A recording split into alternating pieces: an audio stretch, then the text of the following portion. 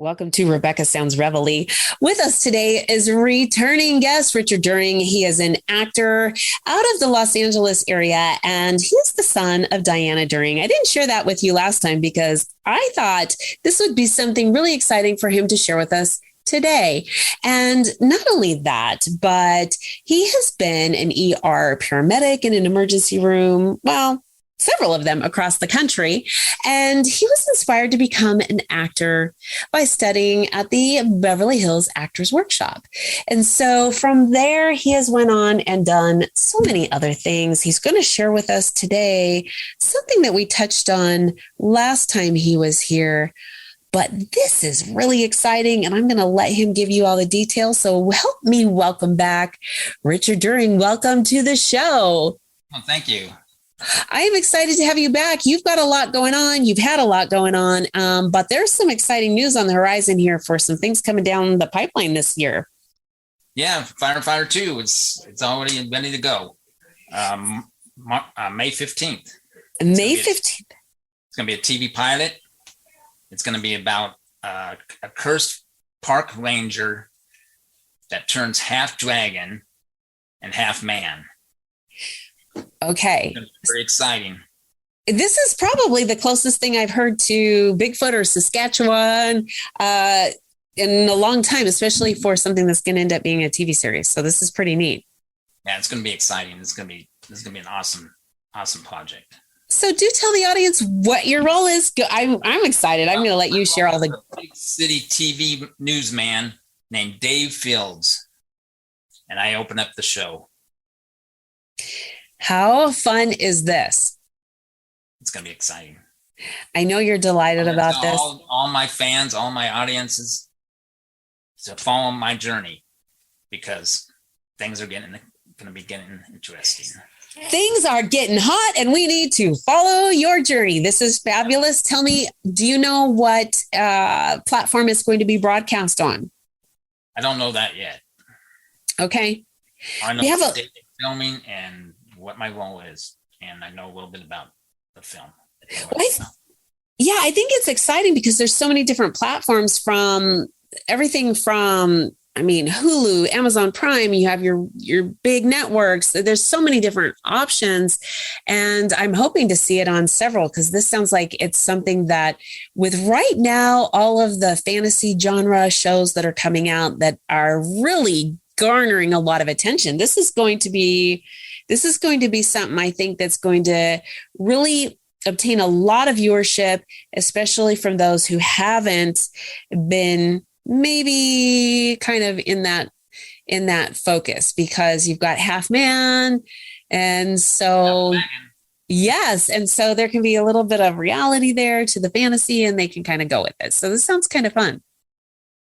Kind of almost like DC comic. Okay, so maybe you're going to end up becoming a superhero out of this, or get your own comics. Who knows? We can have what goes on. That's right. All I know is things are getting interesting, and there's lots on the horizon.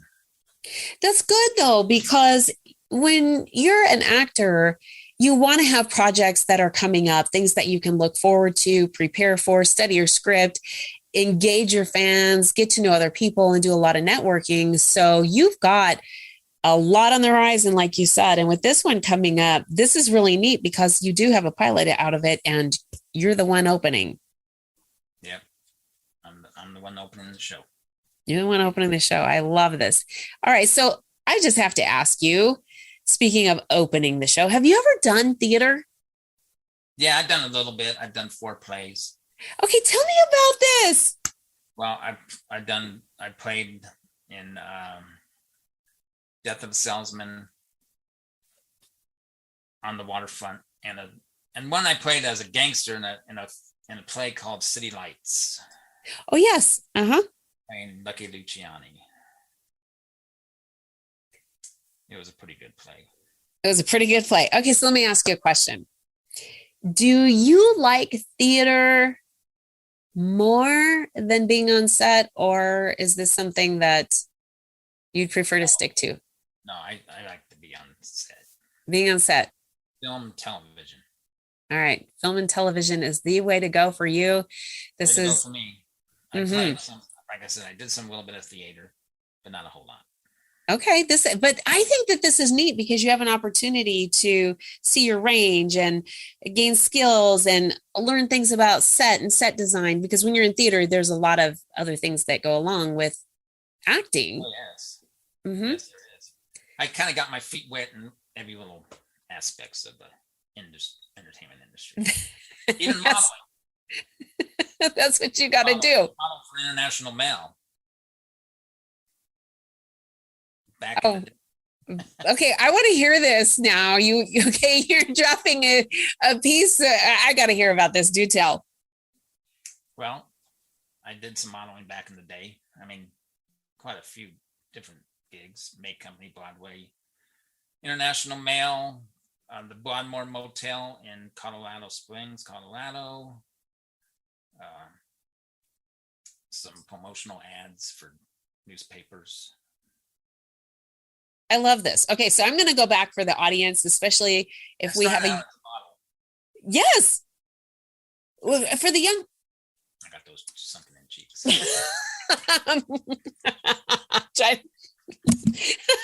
So yeah, for those that were listening that may not know what Make Company or Broadway is, it was a major department. Both of those were major department stores, very high-end department stores way back when. And so you could go to basically any mall, and that would be where actually I think Make Company had some independent buildings and they weren't attached to a mall, but that's where you went. If you were anybody, you went there, and that's where you did your shopping at. Those were some very prestigious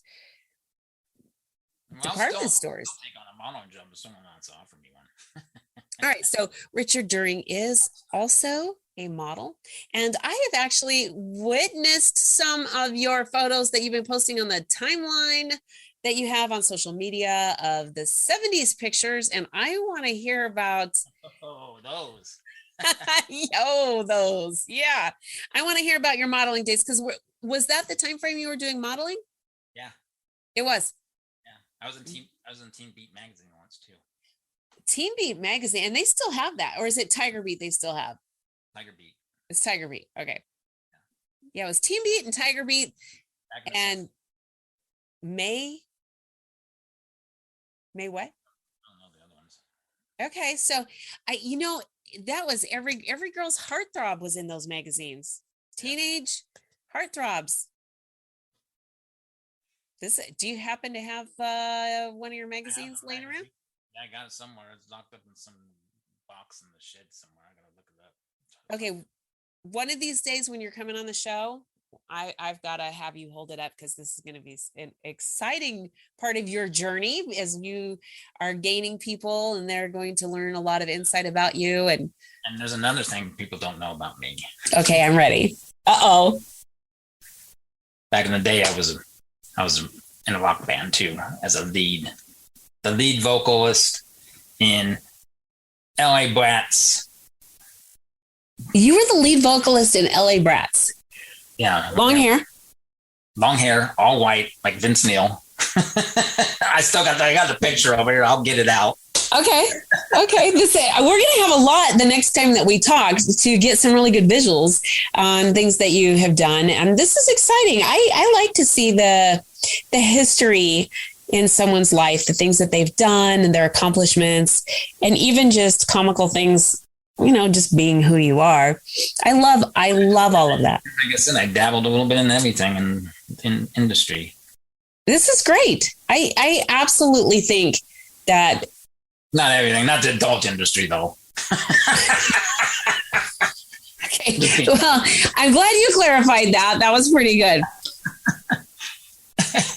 Yeah. So, okay, you do have some things coming up that's really exciting that is going to be really capturing people's attention this year. One starting in May with the TV pilot. Are you able to share anything else with us? Well, I can share Ladybug. Tell me about Ladybug. Ladybug's going to be good. It's going to be a killer. Okay. It's going to be a killer. I play a lead role in that. I'm going to be playing a lead role in that as one of the 3 killers. Okay, this is exciting. Two families go to a campsite somewhere in the Central Coast, not Central Coast, but the central part of California. Okay. They get brutalized, murdered, of course. It's a slasher film. Just like The Hills Have Eyes, you know, that sense. This is excellent. And that is another genre that seems to be trending quite well right now. So the timing, I think, for you is perfect. And the director on that movie is Derek Hill. The director of Firefighter II is Chris McNamara. Yeah. Just to know, I just want to give a shout out to him. Excellent. He's a great human being. I love him to death. I think that this is great. It's really neat when you have a really good relationship with your director and they are really good at what they do. And the journey throughout your career with them can really be really great. Bridge a really good, solid professional relationship with them. It can be great for both of you. Yeah, and I want to thank him for offering me this role. Oh, I love it. Shout out to Chris. Yeah. Shout out to Chris. Thank you. I love it. Thank you, Chris. I love it. Oh, this is great. So shout out to my other director that I'm going to be working with, Derek Hill. Derek Hill. Outstanding human being. Go, Derek. Doing a lot of projects coming up. Awesome. Yes, it's great. The relationships that you make in the industry can really go very far on a lot of levels. I mean, personal, professional, there's a lot of fun with this. And you have all these really neat historical things about your career, which I think your fans are going to be delighted to see, not only when you bring some of them out on the show, but you've been doing some releasing of things on your social media pages, getting a lot of people not only interconnected, but they're interactive with you. And I think that this is really important. Oftentimes we forget how well of a tool it is to be connected to people, not only on one social media, but many of them. And you do that very well. I'm trying my best. Do you have any secrets on how you do it? Not really. Like, I'm not giving out my secrets. I'm just doing it. I just try to get a good picture out there and I put some music to it that kind of fits the role, kind of, you know. I love it. I love it. Well, I got to tell you, I mean, it's really interesting too, because you're in the LA area and there's lots of opportunities there. And there has been other things that have been popping up in other cities across the nation that are sort of becoming places to go work. Atlanta, Texas is doing some things. And, yeah, I got a director friend out there in Atlanta. What do you think of that? I mean, do you think that Atlanta's starting to pick up a little bit more than Hollywood, or do you think Hollywood's always going to be Hollywood? No. It's picking up, but Hollywood's the main market. It's the big market. It's a bigger market, anyways. Yeah, absolutely, it is. Do you think? I have a director friend that's in Atlanta. Her name's LaDawn Whitmire. Shout out to her too, LaDawn. She's a great person. LaDawn, shout out to you.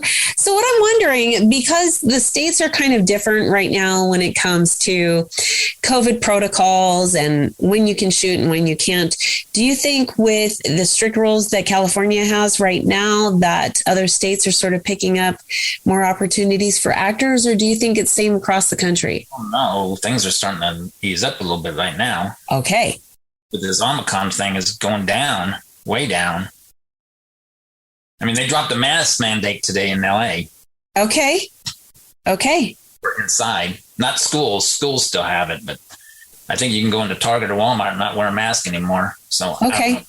But I think we're coming out of this thing. I really hope so. And I'd like to see that those that have been affected by it are getting healthier, and those that have lost family and loved ones are really being able to bond with those that they have with them now and being able to get through things. And I'd like to see that we're not experiencing the level of pain that this virus has caused in the beginning. Yeah, absolutely. It's starting to get weaker as time goes on. I sure hope so. The Spanish flu, remember that in 1918? Yeah. Lasted 3 years. Okay, we're in our third year now with this, and I think it's starting to get a little less. Okay.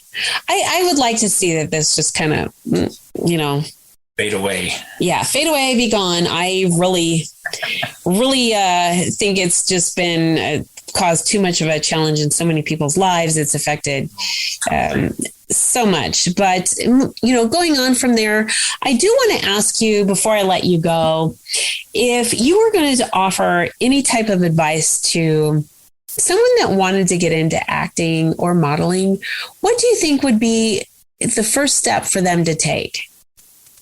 Training.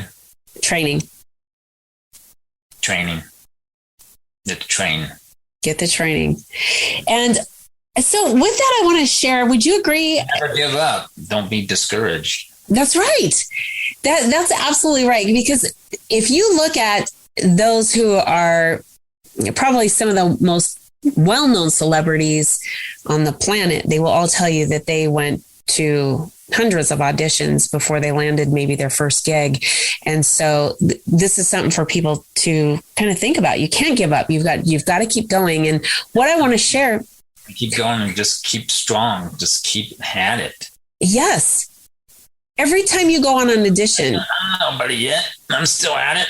That's right. Years. I'm still going. Well, it's just in my veins. I mean, it's in my blood. It's just, can't get it out of me. That you can't get it out. Once an actor, always an actor. Yep. Yeah.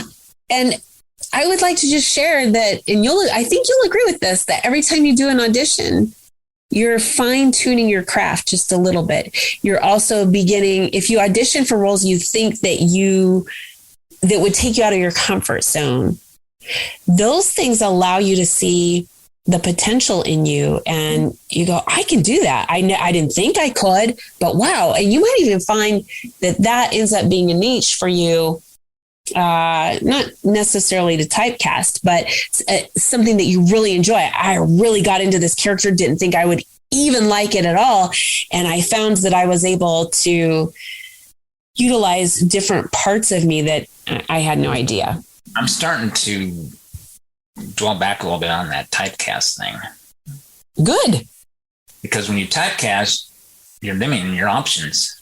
Exactly. Like if you pick three things, like a nurse or a doctor or a lawyer, okay, where's the other parts? Yeah, I absolutely. Casting directors are for. Casting directors are creative. They are. You don't go to an audition wearing there's a casting director that I've been following on IG, Instagram, and she talks about how to help actors, and she's pretty good too. And she's saying how the misconception of casting directors and this type thing. You got to know your type. You don't need to know your type. Maybe when you first start, but you don't need your type, because it narrows your scope of practice. It does narrow your scope of practice. Yeah, absolutely. Scope of practice. So if they're looking for a nurse or a doctor or lawyer or whatever, and if you only have those three things, you're not going to be playing something else that you could be playing too. Well, you have a good point with that, especially as we were talking about earlier. The genres that are really trending right now are fantasy and horror. And if you are typecast and limiting yourself, if you believe that you are in that typecast of role. Casting directors know, they're creative. They know how to cast you. And that's what costumes are for. The job is to cast you to the role they want you in. Yeah, if that was me, I'd be like, you can do that because we can make you look however we want to make you look, and you just make sure that you deliver the script, your lines the way we need them to. Yeah. And not just the lines, but I mean the part too. You've got to have the emote. Actually, the lines are not. Our body language really conveys. Anybody can say lines. Anybody can say lines. You're right. People can memorize tons and tons of information, but if you can't deliver it, utilizing your the way you want to deliver it. Yeah. Emotion with a passion. So I will say something along those lines too. No pun intended. But the first 5 seconds you meet somebody, you have already formed an opinion about them from the way they walked up to you, the way that they've presented themselves with what they're wearing, how they respond through inflections on their face, their mannerisms. In 5 seconds, we've already been able to create who we think that person is. Right. So when casting's watching your self tapes, they're only watching the first 5 seconds of that tape. So you better make it the best tape you got in 5 seconds. Come out strong. It's true. Your first line got to be strong. When you get that strong line in there, then you got a good chance. That's right. 5 seconds. If it's flat, then I'm going to turn it off. Well, yes. And when there's a casting call for self-tapes, it's just like an audition. How many people are making an application for that? Yeah, no. I mean, I don't know if we're ever going to go back to live auditions. No, but okay. I mean, through self-tapes, how many people submit? Like me and you doing right now, we could do an audition right here. That's true. But self-tapes, though, they could get thousands of them. Of course. Hundreds, thousands. Money too. Yeah. So, or have offices. Someone have to rent offices to have an audition. That's true. That's true. It saves money all the way around. It does save money. And you've seen the changes in this from having to do, drive to an audition. I don't even know if they're doing very many cattle calls anymore, especially because of COVID. I doubt it. No, yeah, that's what I would think too. So everybody is turning to the self auditions. And I think you've just said something that's really profound. 5 seconds. You don't nail it. Yeah. You got to nail it in the first 5 seconds. Yeah. Yeah. Or the first 7 seconds, no more. A good point. I don't know. If I had 50 to look at, let alone 250 or 2,500 or whatever, I think I would look at something, and you're right. In the first few seconds, you have to go, okay, I got to move on to the next one, or I don't. And you also have to, when you're doing an audition, self-tape, you got to do something spectacular. Something different. Something different and spectacular. You've got to stand out from everybody else. Have you ever heard of Greg Apps? Great Apps? Greg Apps. He's a guy. No. He's a big casting director in Australia. Okay. He discovered Russell Crowe. Okay. Anyway, and he says you have to be right on 7 seconds or more and do something spectacular. One guy got an audition from, all these people came in doing these auditions, right? One after another, same old thing, same actor, same role. They get tired. They get bored. Same thing over and over and over again. Yeah. You got to do something spectacular. Right? This guy gets out of the chair and he kicks the chair on the ground and says, he does his line, but kicking that chair out, like boom, he got the role. That's spectacular. That is spectacular. That's something that's different. So let me go into a direction, I guess. It's on this topic. We're not segueing to something else, but would you think that people who are watching some of the shows that are very popular on TV right now, where people go to audition and show their talent. And these are individual auditions. They're not a call for a specific, I'm sure that you know some of the shows that I'm talking about, but they go to audition.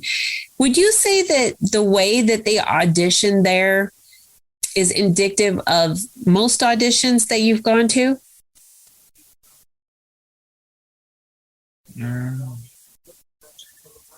Most of them, yeah, some. I mean, do they have, say, 3 different people looking at you while you're auditioning? There's, Oh yeah. There's a panel of. Yeah. Okay. I went to one that was called. It was in Georgia. Abraham Lincoln versus the Zombies.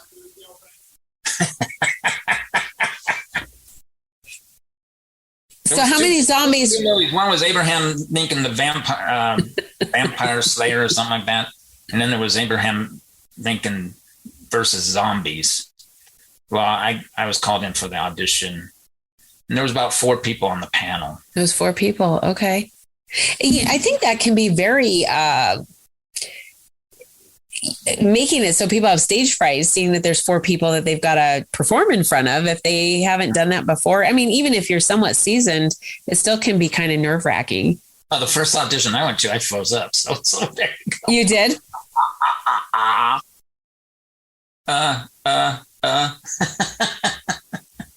Yeah, I kind of had some. That was a while back. I had something similar on an audition. Wow. Yeah, absolutely.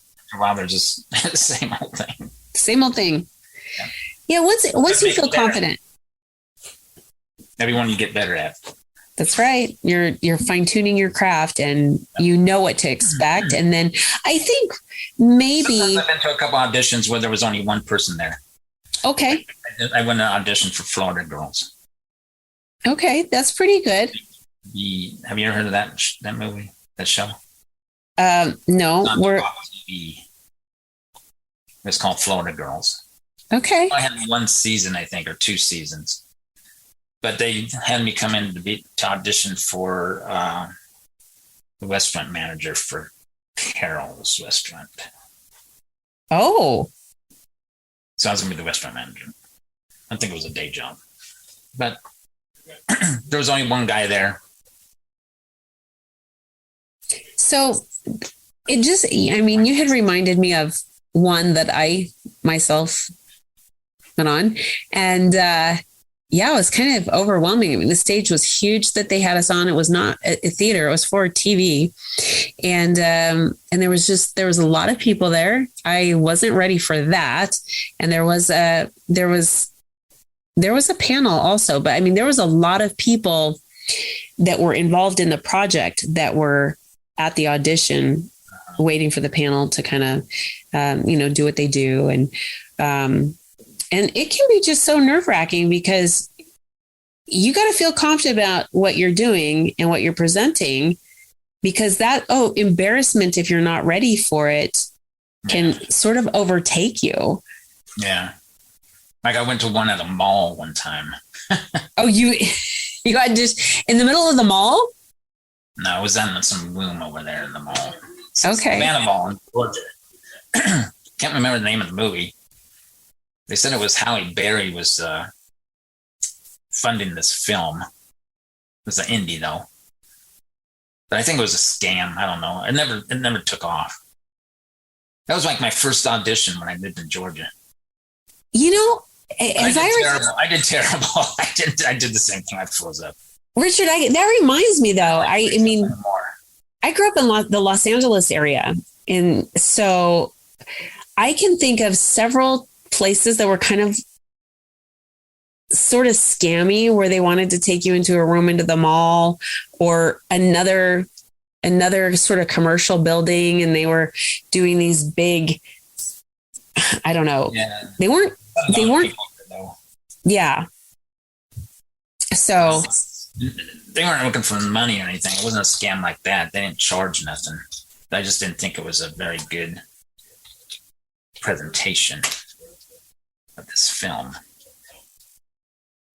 I know when you're in the Hollywood area, you can have, they're not the Nielsen ratings, but they are people that sort of study how viewers are going to accept a TV series. So they'll have them go in and watch a pilot and then give feedback on that. And they'll kind of recruit you off, I don't know, Hollywood Boulevard or Sunset. And they'll be like, hey, you want to come in this back room and check this out? And we want your opinion. And you're kind of skeptical. Like, we'll give you a candy bar for watching. I'm like, I don't know. But I tell you what, I learned a lot from student films. I have to admit, I did. Let's talk about that for a minute, because I don't think too many people have shared much on student films. And I think that this is important. Well, I did a lot of student films for SCAD over in Georgia. That was a big film school. School. And I did about 15 films for SCAD. And I learned a lot on set there. I mean, how to deliver lines, how to, be on set, do the work. That's important. So that would be another opportunity if someone is looking Something when you first starting out, you put it on your resume, Yeah. If you want to break in the business and you need a resume builder. Extra work. You don't put extra work on your resume. Well, and not only that, but if you have, let me go back. If you go to some of the student and you're working on some of the student films and you're in there, some of them actually are giving you IMDb credit. Yeah, some. I didn't get any though. Sometimes you got to chase these guys down to get your films. Well, that's true. That is true. Actually, I got one here. Look. This was a film I did. They put it on DVD. So is that dating you right there? Huh? Okay. Slanted. Turn it over. Okay, there we go. Wait, no, that's just custody granted. Okay. Yep. This was a student film. Very well put together. It was actually they had to get permission. It was from Alex Bundy Productions. He was the director of the film, and not eligible for public viewing. But what's that movie that Jim Carrey was in? Jimmy Snickets. Lemony Snickets? Lemony Snickets. Lemony Snickets. That's what the song's about. And I played him. How fun. So I think you have brought up, before I let you go, you've brought up some really good points. Never give up.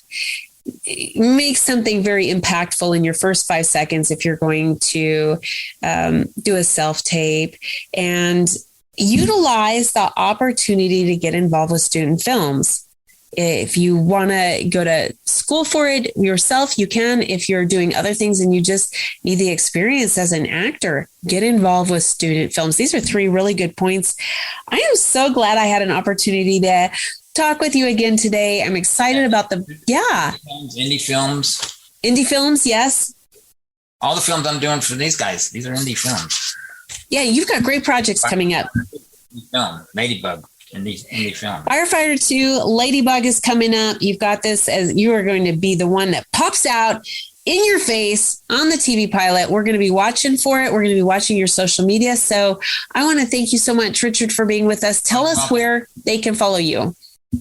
They can follow me on Instagram, Facebook, Clubhouse,